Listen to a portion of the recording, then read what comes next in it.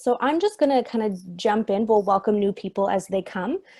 So I just want to say welcome to our 8-week mindfulness group. I'm really excited to be here with you guys. This is one of my favorite groups to run. My name is Ashlee. I'm a counseling therapist and an art therapist with Breelove Counselling.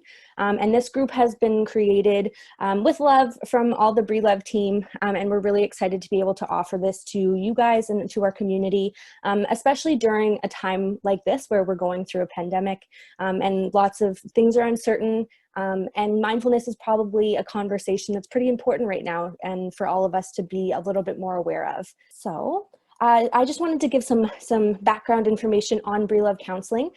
So we are we use a trauma-informed approach, and we operate an integrative practice that's focused on community and private partnerships.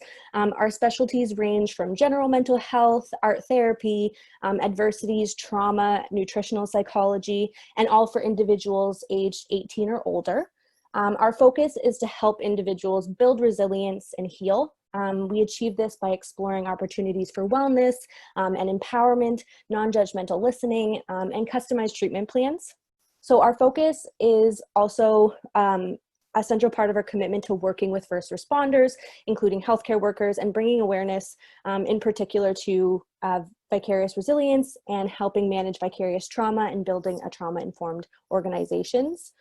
So we are trying, I guess, our best to contribute to a resilient community and helping our community thrive and grow in that way. So since 2012, we focused on services that support and empower wellness and awareness and resilience.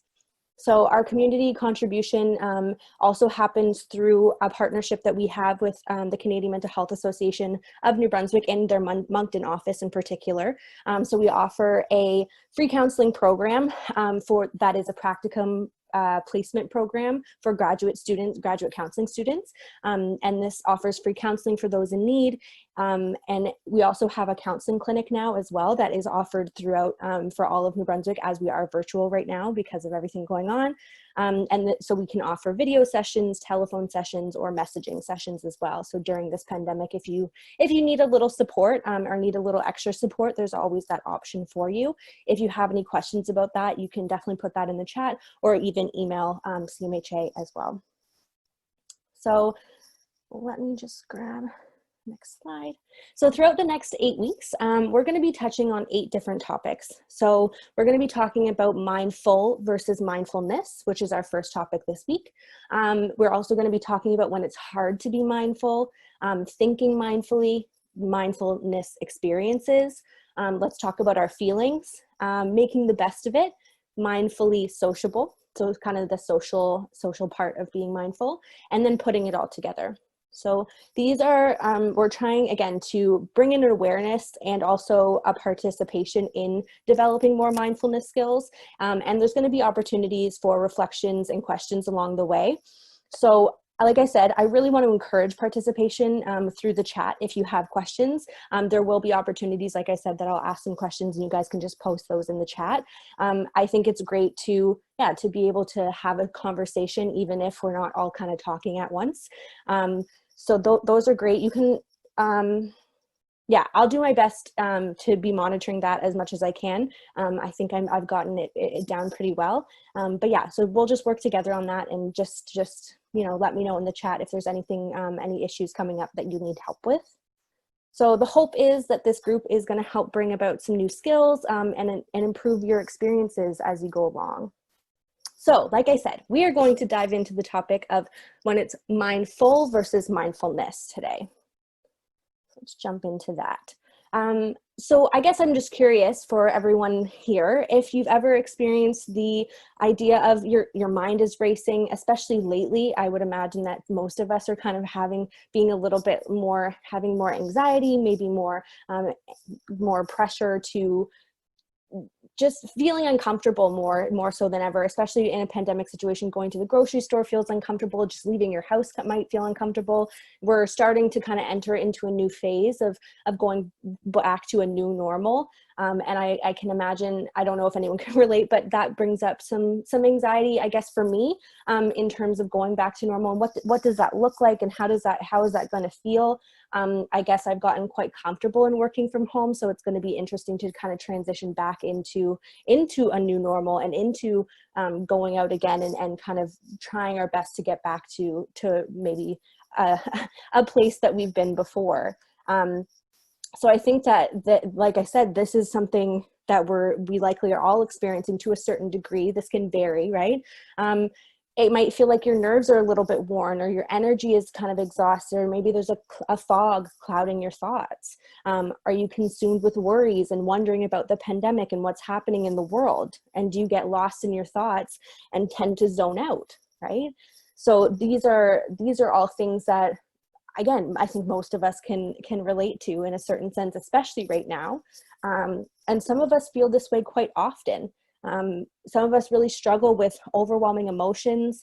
It's almost as if there's a knob that's turned the volume to max on the way that we feel all the time.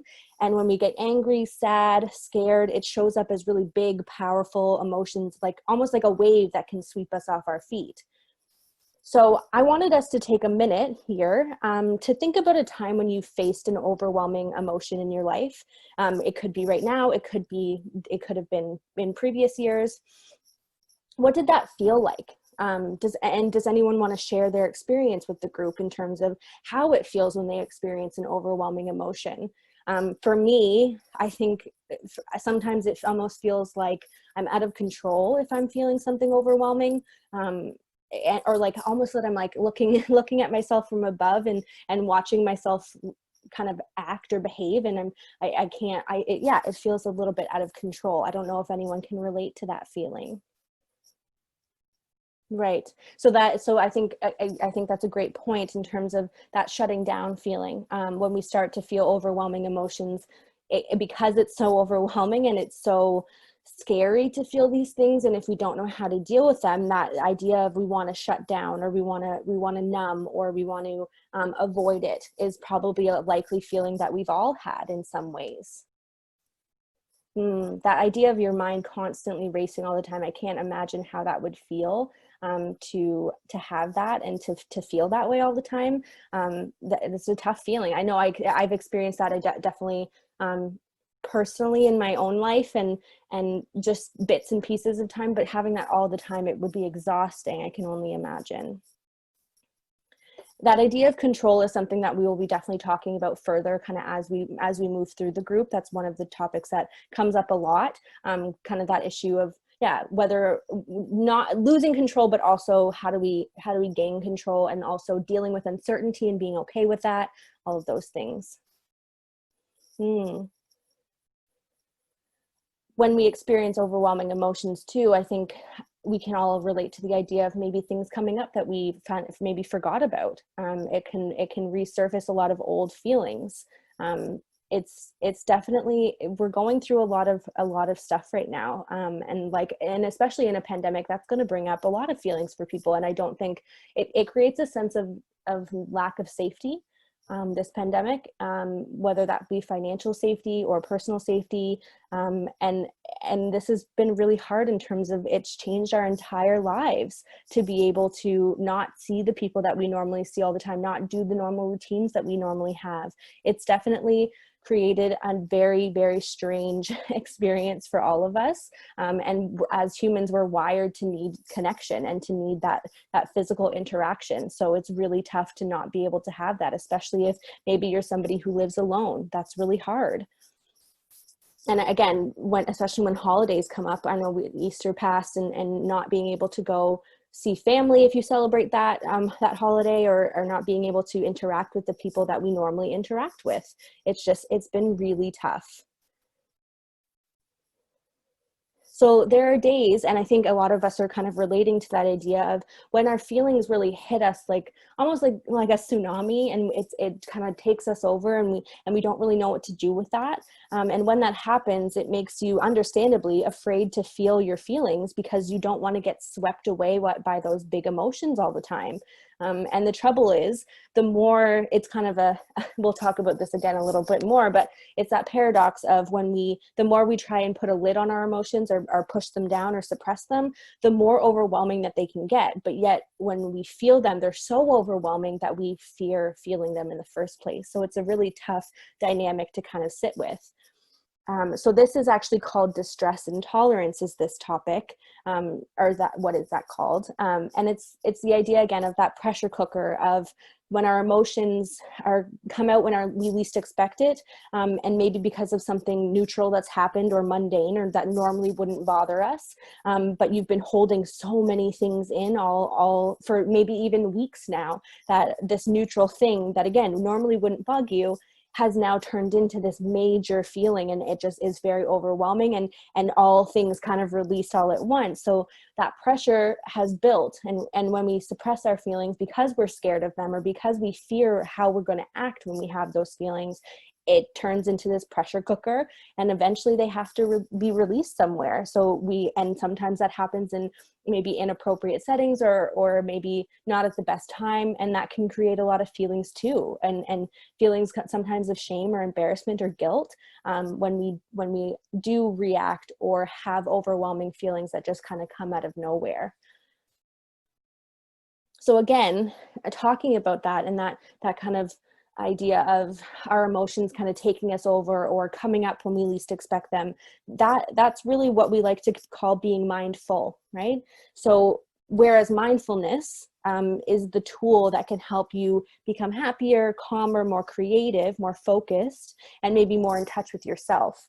But that mindful feeling is that kind of constant kind of running in your mind, kind of having your emotions take you over when you least expect it, and generally just feeling a sense of discomfort all the time because you don't really know when your emotions are going to hit, and if they do hit, what am I going to do? It's just kind of that vicious cycle. So mindfulness as a tool can help you develop an awareness for your feelings and your thoughts and your actions. So by participating in the tools and techniques that we're going to be talking about regularly, you can make some real changes in managing how you deal with stress, how you see stress, and also how you manage the demands of your everyday life. I'm sure many of you can relate to the fact that you might be working from home now, or maybe you're an essential worker and you've been out working this whole time. And it's been really challenging, but either one way or the other. So it's been, when we are mindful, we struggle to deal with changes, and we struggle to have that flexibility to be able to tolerate change. But when we practice mindfulness, we're able to engage in new experiences in a different way because our mentality, I guess, is more flexible. And again, we will talk about that. That's a topic that we'll get to. So the hardest part, I guess, about mindfulness is that it is a commitment, and you do have to intentionally participate and practice mindfulness. It's not something, yes, you can come to these webinars and we're happy to have you, but it does take a lot of work on your own part at home, and your own participation and willingness to try new things on your own time. So this group can be helpful in terms of us learning and kind of gaining new skills and understandings and having conversations about it. But it really won't have any impact unless you decide for yourself that you are going to practice these things at home. So the principles of mindfulness are really simple to learn, but like all things, it takes practice, and it just takes a commitment on each of your part to decide, hey, I really want to give this a shot. I really want to try and see if I can make that change for myself. I also wanted to take a minute just right now to talk about any misconceptions or ideas that people might have about mindfulness that maybe is a deterrent for them, or maybe is something that they struggle with. I think our perceptions of mindfulness can all be different. And I guess maybe I'm curious if people think that mindfulness is about meditation, so sitting in silence for an hour and not thinking, and you get that idea of like a Buddha or a monk that are sitting with their knees crossed and kind of with their fingers on their knees and just kind of being really silent and not thinking. Is that the perception that people have? I guess I'm just curious if what people's opinions are of mindfulness so far. And I think anyone who has before thought about mindfulness may have had that misconception of that idea of meditation and sitting in silence, and of that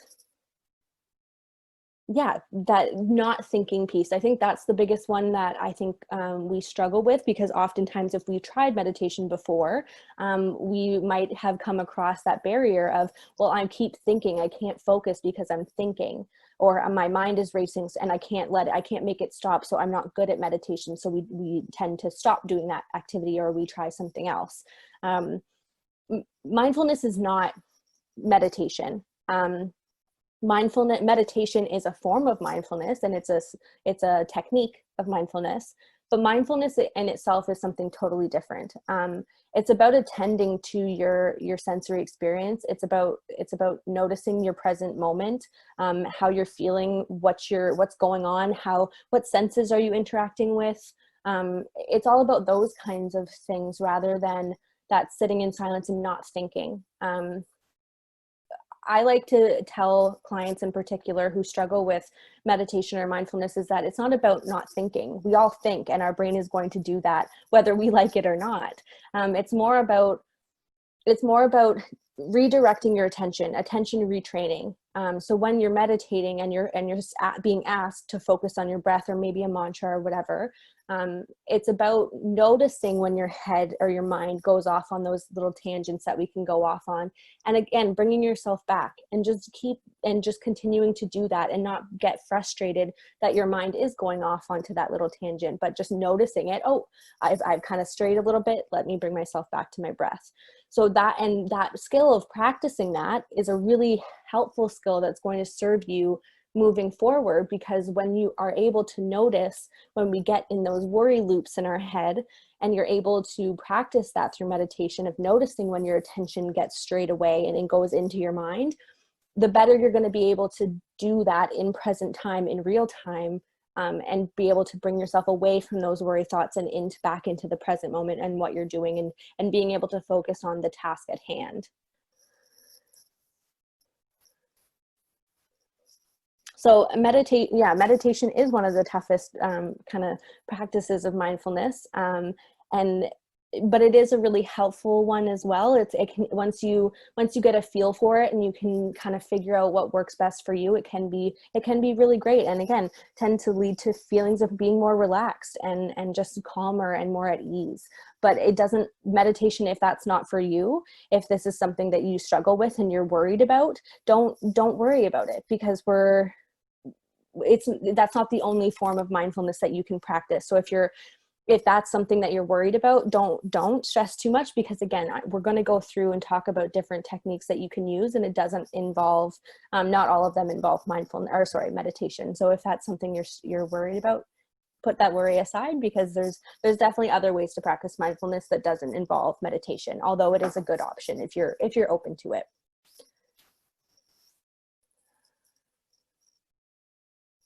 Coloring, that's a great, I've never, I don't know if I've ever heard somebody say coloring before. That's an awesome activity in terms of it. Yeah, again, engaging your senses, right? We have 5 senses that we oftentimes, when we're kind of stuck in our heads, we're not even attending to. So using our senses, like our sight, our smells, our touch, what we hear, it's really great to be able to use those to our advantage, and to use those to keep us in the present moment and become more aware of what's happening in the now, rather than getting stuck in our head and missing out on all the things that are going on around us. Okay, so what is mindfulness?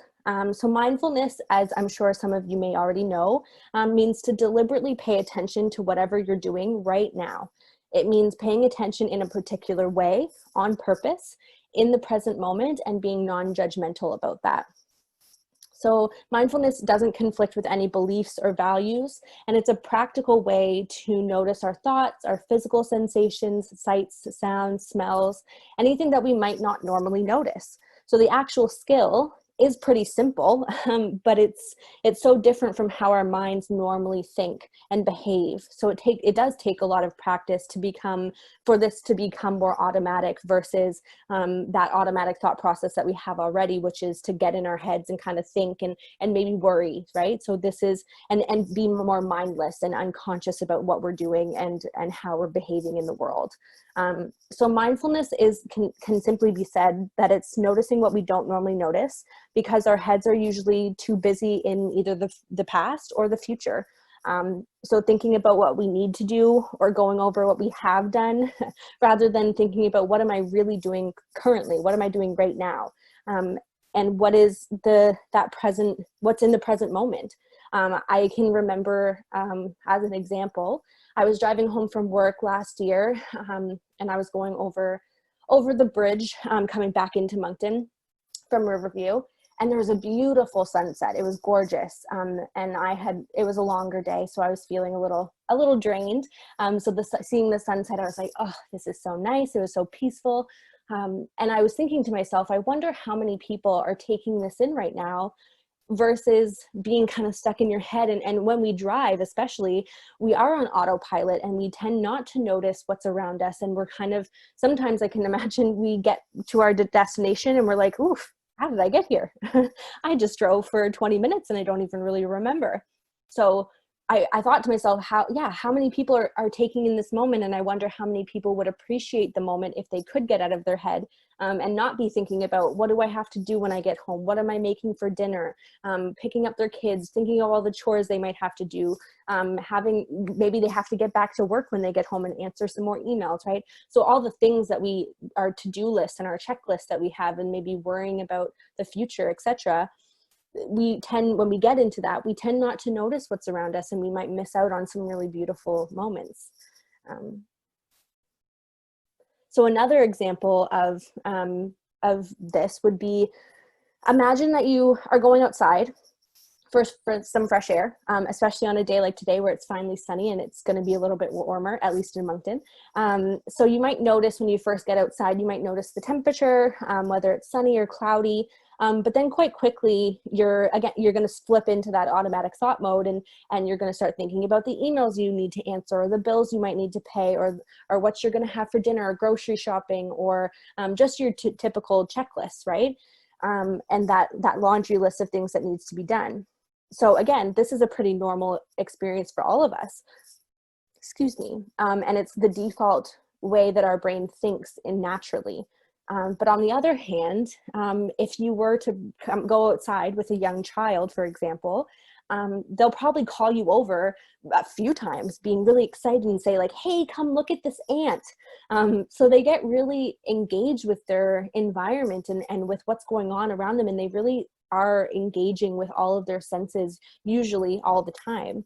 So they're really there in the present and taking in what's around them. They're playing in their environment with the new things that they're seeing. And sometimes it's nice to sit with a kid because you're seeing the world through their eyes, and it's such a different experience from maybe the way that we've learned over time to see it through our own. So the difference between an adult and maybe a child is that adults tend to be more passive with their environments, and we live more in our heads, and we have more worries and more responsibilities and more things to think about. Whereas a child is more active with their environment, and they interact and engage with it more, and they live more presently in their bodies and in their sensory experiences. So they're really focused on the feel of things, the textures. What does it smell like? What does it taste like? What does it look like? What does it sound like? All those kind of things. So the moral of that story in those two examples is that mindfulness can simply, again, be noticing what we don't normally notice, or maybe what we don't emphasize and put our attention to because our heads are so busy all the time. So it can be helpful. And if one thing is a takeaway from today is just to notice your senses a little bit more. That's a great way to get yourself in the moment, is to pick up on, well, what do I feel? What do I see? What am I hearing?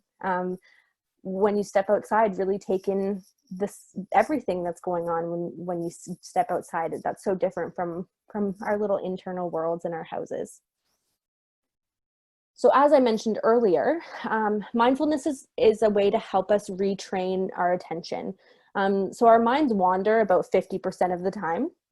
But every time we practice mindfulness or practice that mindfulness skill, we're exercising that attention muscle, and we're becoming mentally fitter in that way. So this can help with being better in relationships with ourselves and with others. It can help us choose what we focus on rather than automatically allowing our attention to be dominated by the things that overwhelm us and that take us away from the present moment. So mindfulness might just simply be described as choosing and learning to influence our focus of attention. Like I said, so that mindfulness skill of retraining your attention.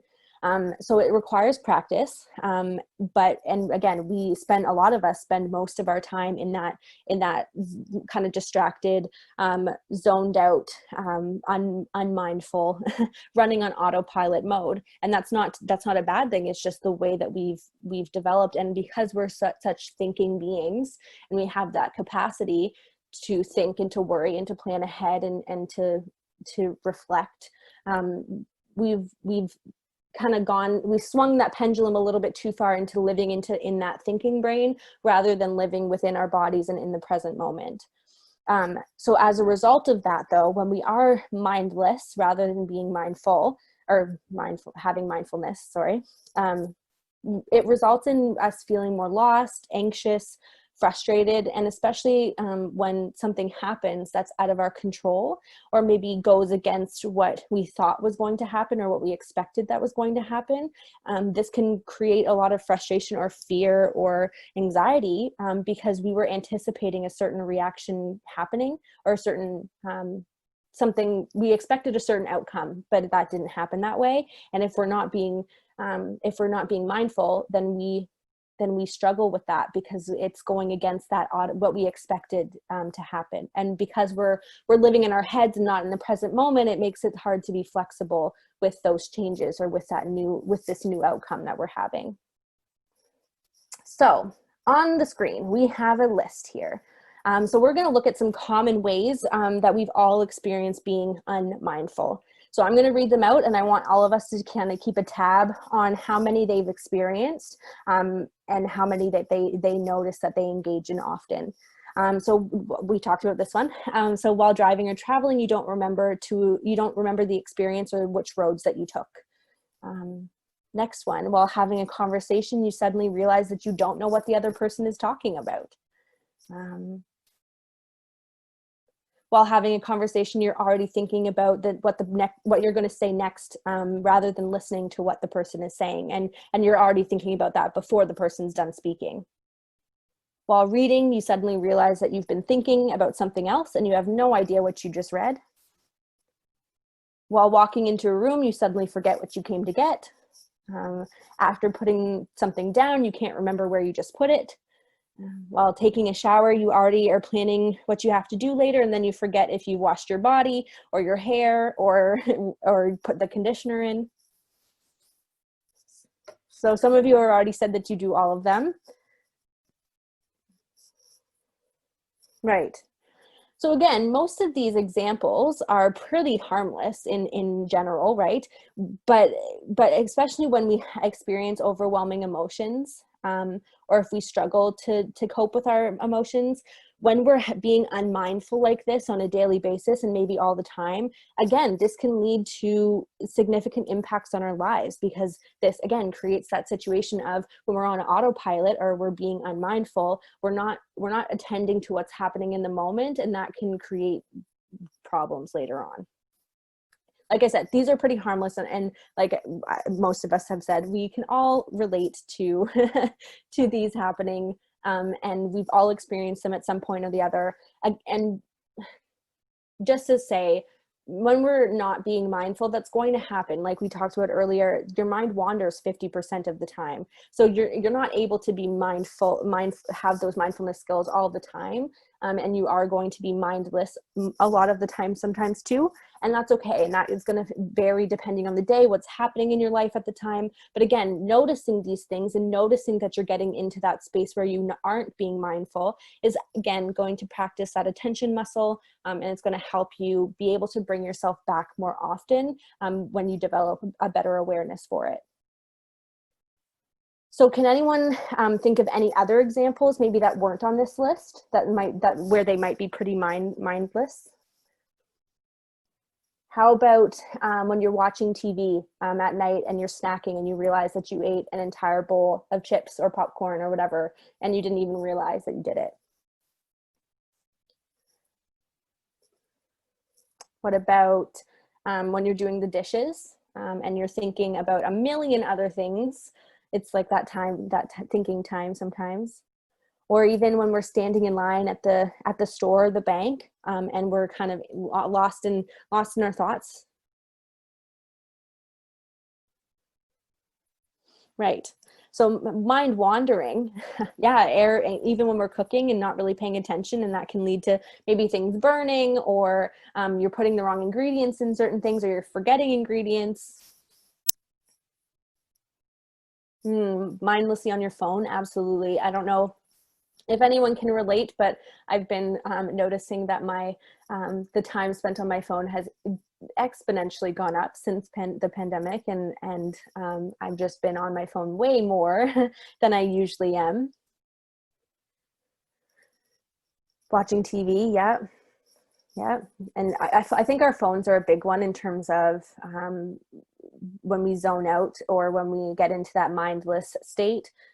We do tend to go on our phones. I know sometimes it's an unconscious thing when you grab your phone and you start opening it and start scrolling. You don't even realize that you did it, or that you wanted to, and you probably didn't at the time, but you just were kind of zoned out and not thinking, and you went to that automatic behavior of grabbing your phone and kind of scrolling, right?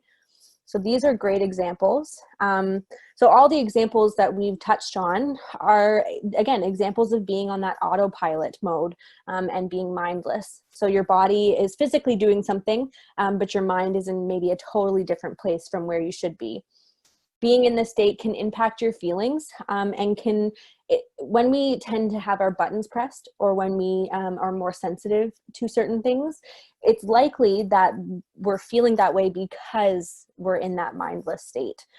So it creates, when we're mindless, we're not able to manage our thoughts and sensations like we would if we were being more present to them. So this can trigger old habits of thinking that are often unhelpful and might lead to distress or less desirable moods. This can also involve being overly preoccupied with thinking about the future or the past, ourselves, our emotions, and all in an unhelpful way. So I'm sure many of us can relate to the idea, again, of those thought loops and being stuck in that and kind of playing a scenario over and over in our minds and kind of getting stuck on that one thing. So this is also a part of being mindless, right? That's a really good example in terms of what's going on right now, and constantly feeling the need to attend to the news all the time. I think that's a big one that we struggle with right now, because of the fact that, we're dealing with a pandemic here. Everything is uncertain. We have no idea. Things are changing day to day, especially now. Things are being updated, and regulations and rules, and we're stepping into new phases. So there's constant change happening around us. And so I'm imagining a lot of us might feel the need to attend to that all the time and to know what's going on everywhere, not just maybe in New Brunswick or wherever you reside. And so that can be a way. We think we're helping ourselves by attending to all of that, but I would challenge us all maybe to take a step back from that and to minimize your time spent on social media, minimize your time spent on watching the news or reading news articles, etc., and focusing in on a few sources that you trust to get your news information, rather than attending to all of them at once, because it can be really overwhelming. But that's a great example, so thank you for bringing that up. I see a lot of losing track using listening to music or podcasts. those things, it's interesting because I mean, music and podcasts inherently aren't bad, right? I guess it's the way that we're using it and the intention behind it. Are we using it? Are we listening to a podcast because we're interested in the topic and we want to learn and maybe, or maybe it's just for fun and we find it entertaining, or are we using it to distract ourselves and to not think or not be present in the moment? Same with music, right? Are we listening? And sometimes, again, that can be a good thing if we're really struggling. So it's nice to, again, it can help us get out of that mind loop. But the intention behind it has to be good, I guess. I don't like using that word, good or bad, but the intent, you have to have an intention behind it. It's same thing with watching TV. Sometimes watching a show, we think that that's self-care. Watching a movie or watching TV, that's our form of self-care. And yes, absolutely, it can be. It can be a form of self-care for us. But when we are spending too much time doing that thing, I'm sure some of us can relate. If we spent too much time watching shows, we can feel a little lethargic and kind of our energy is a little bit drained. And so sometimes that can be challenging in the sense that it's a very fine line between self-care versus kind of avoidance or numbing or distraction. So it just really depends on your intention behind using all of those things. And again, you can use them for the good.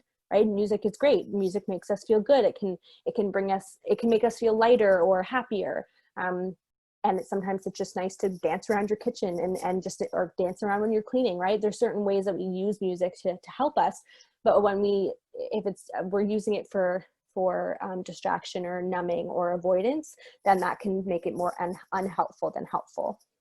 Okay, so through the practice of mindfulness, it is possible to develop new habits and to help us increase a greater sense of choice and confidence over how our thought process is going.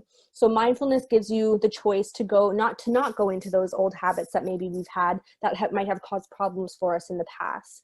So when we learn to focus our attention, we learn to become more in control of our thoughts, and we can decide, hey, you know what, I'm in this thought loop and it doesn't make me feel good, so I'd like to think about something else or bring myself back into the moment. So mindfulness isn't about gaining immediate control or removing or fixing unpleasant experiences. Rather, it's about developing a skill to put you in a better position to change habits that may cause distress that can result in actually positive experiences or positive results. So again, like we talked about before, that loop that we get in our head where we play a scenario over and over in our minds. Maybe you had an awkward conversation with a coworker earlier in the day, and instead of getting stuck in that conversation and saying, I feel silly, I feel stupid, embarrassed, maybe you feel ashamed or uncomfortable. And again, when we have these thoughts, this is influencing how we feel in the present when that situation was something that happened in the past. So when that happens, when we notice that this is happening, we can use our mindfulness skills to notice this loop, to become aware of the fact that we're in our heads, and then how it's making us feel. And then we can choose to refocus our attention and use mindfulness skills and techniques to encourage ourselves to get out of that loop and bring us back into the present and then rebalance our emotions. So now that we've talked about what mindfulness is and maybe some ways that we can be unmindful, I wanted to finish off today. So we have about 15 minutes-ish. So I wanted to finish off today by giving us some examples of different ways that we can practice mindfulness and go over some different activities that we can try. So meditation, like we talked about earlier, if it's not your thing, that's okay, but I will challenge you to try it. There's tons of different ways that you can meditate. You can meditate to music. You can meditate in silence. You can go through guided meditations. There's affirmation ones, there's mantra ones, right? There's so many different types that we can try. So on the screen here, you'll see some different apps that I've found to be really helpful. Insight Timer is personally the one that I use. It's free and it has tons and tons of meditations on there of all different types of voices, female, male, silent, guided, music. It's a really great app. The only thing I would say is the downfall is because there's so much on there, you do have to kind of parse through it and figure out what works best for you. But it is a great one to try if you want something free. Another one is the Calm app. So this does have in-app purchases. It's free to download, but then you have to buy, I think, certain things in the app. I don't know, I've never used that one, but I have heard good things about it. And then Headspace as well. So Headspace is a great one. It was the first one that I downloaded, and they have a free, I think it's like 7 days it's like an intro to meditation. And it's a great one. It explains it really well. And it kind of helps you get into the habit or the pattern of understanding meditation. But unfortunately, after that free 7 days, you do have to purchase. And it is quite expensive in my opinion. But if you really connect with it and like it, then yeah, by all means, if you have the ability to pay for it, you should do that. So those are just some different types to try. Insight Timer, again, I feel like I'm an ad for Insight Timer. I'm not, but I just really, really like it. It has music on it as well, kind of classical music or just nice soft music. And sometimes that's nice, especially at nighttime if I'm struggling to get to sleep and I feel like my head's really going. Sometimes it's nice to put on just a classical piano song or just whatever music they have on there, just to help my mind relax a little bit. So it is a really versatile app, and I really like that one. So doing a body scan is another option that you can do to be mindful. So what you're going to do is you're just going to start from either your head or your toes and work yourself all the way up or down. And you're going to scan every part of your body and just notice, like, how is that body part feeling? Does it hurt? Does it feel tingly? Is it cold? Is it warm? And so you're going to notice all the sensations that are happening in your body. And by doing that, again, you're bringing yourself out of your head and you're putting yourself back into your body and just bringing yourself into the present moment and noticing those sensations. So the 5, 4, 3, 2, 1 exercise is another great one. I think I tell this to probably every one of my clients. This one is a grounding exercise and can be really, really helpful if you're feeling really anxious or struggling with really overwhelming emotions and you're, again, really stuck in that loop in your head or you're just feeling really overwhelmed. So it pulls you away from that and it brings you into the present and it really grounds you into what's happening right now. So you're going to list out 5 things that you can see, 4 things that you can feel, 3 things that you can hear, 2 things you can smell, and 1 thing you can taste. So that's a really great one to use. So another way that we can engage in mindfulness is through mindful eating. So really paying attention to taste, the feel of the food, the texture of the food, the temperature of the food, the way that it looks, the way that it smells. So when we're eating, again, I think we've talked about before, we can be so mindless when we eat. Often we're kind of in a society now where we eat on the go, or we just eat as quickly as we can because we're so busy and we have so many things to attend to, especially if you have kids and you're trying to get them out the door to soccer practice or hockey or dance. Often meals now have become a quick thing that we don't really spend a lot of time on. So when we're eating, if you can tune in, whether you have 10 minutes or whether you have an hour, if you can really tune into what you're eating, how you're eating it, how you feel when you eat it, how does it taste, all those things, it can be a really good moment to bring you back into the present and to just give you a moment of peace, I guess. So another one is a mindful walk. So when you're going for a walk, there's tons of things that you can focus your attention on. Are there birds, right? Is there wind that day? How does the sun feel? What does it sound like when you're walking? Are you walking on pavement or gravel or dirt? How does that sound? And what kinds of smells are, if you're in a forest, there's tons of different smells. Can you see different things, different plants, different nature items, different animals? There's lots of different ways to engage ourselves mindfully when we're going for walks or just doing everyday tasks, right? We don't have to, I think something that's difficult is that when we're thinking about practicing mindfulness or using a skill, we think about it having to be, we set aside a certain amount of time to practice meditation, or we set aside a certain amount of time to practice a body scan.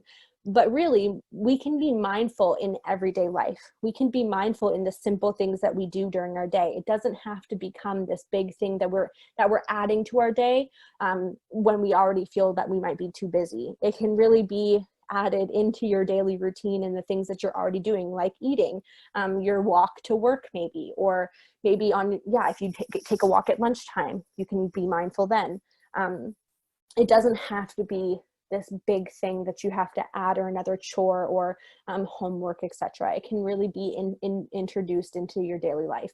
When you're doing the dishes, right? How does the warm soapy water feel? Practice breathing at that moment, and just taking really deep breaths as you're washing the dishes, right? And have that moment for yourself.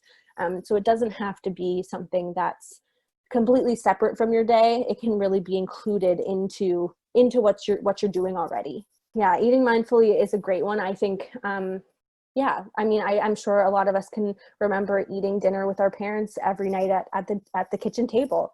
And now, unfortunately, we've switched over to eating on the couch or eating on the go. And it's not to say that that's a bad thing. There's a time and place for all of that. But there's something really nice about actually taking an hour out of your day to really sit down and come together with, whether you be your spouse or your kids or whoever, maybe it's your roommates, and just like spending that time together and eating together. I'm a personal lover of food, and I think it connects us, and it's a good way to connect. So I am an advocate for eating together at the dinner table.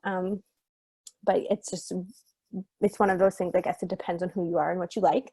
But again, it's a good way to practice mindfulness. And I guess I'm curious, like, does anyone have any other examples of maybe ways that they think that they could include mindfulness skills in their everyday life, so that it doesn't have to be a big challenge or something that maybe seems a little bit daunting to them?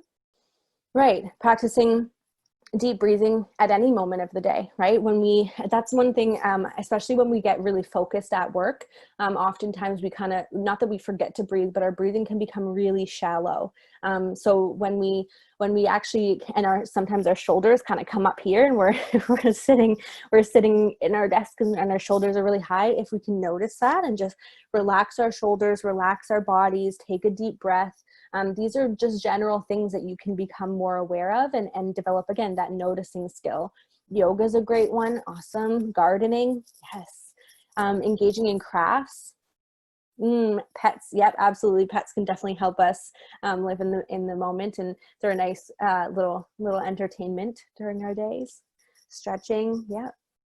Awesome. These are great ideas.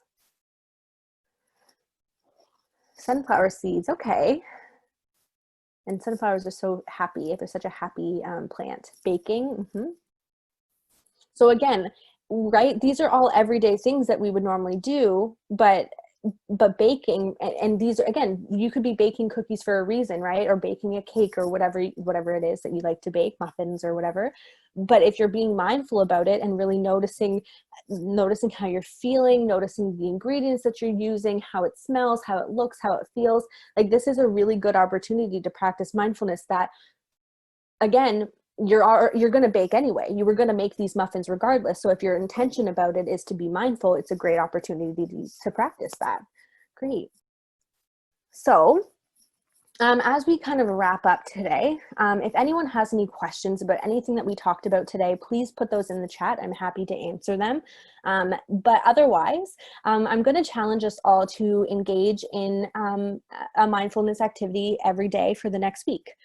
So you're going to pick one, or maybe try a few, and just decide, maybe put aside 10 minutes, 5 minutes, maybe you include it in your day like we've been talking about, but just to maybe jot down what you do and how you notice that you felt when you do it, and try it at different times of the day. So maybe for you want to try it in the mornings when you first wake up, or maybe you want to do it during your day, like we said, when you're eating lunch, or maybe you want to do it before bed. So try different times of the day again, we're trying to find what works best with my schedule. What do I connect with the most? Do I like doing a body scan? Do I like a meditation? Do I like just being mindful in the moment when I'm doing other tasks? So deciding what kinds of mindfulness you enjoy doing and that fits best with your schedule is going to be really helpful for you, because at the end of the day, we want it to be something that's manageable and something that's going to easily fit into your life, so that it doesn't feel, so that it's seamless and it's easier to stick with. So if we decide to do something that's really challenging, not to say that we shouldn't push ourselves, but if we decide to kind of jump in and do a 20-minute meditation every day, that might lead to feelings of discomfort if you don't do it every day, or maybe it's just too much for us at the time. So just to be really, really careful about what you choose, and just to ease yourself into it. Again, it's a practice. It takes time to build a skill. So try and notice your frustration levels with yourself. And if you are feeling frustrated, just remind yourself that this is a new thing that you're doing and you're not always going to feel good about it. Okay, so a definition between mindful versus mindfulness. Okay.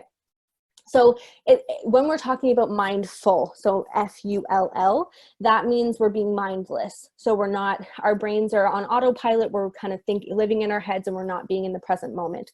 Whereas mindfulness is the practice of being in the present and noticing how we're feeling, what we're doing, and just being there. But the word mindful, L-U-L, sorry, F-U-L, that's being mindful. So you're practicing mindfulness in that moment. I hope that makes sense. It's hard. Sometimes the words mix up, and I apologize if I was confusing during our talk today, but yeah. So thank you everybody for coming today. It was wonderful getting to speak with all of you. I hope that you enjoyed our chat today, and I hope to see most of you next week too, for week 2. And I hope everyone can enjoy the rest of your day and the rest of your week. And we will convene again next week.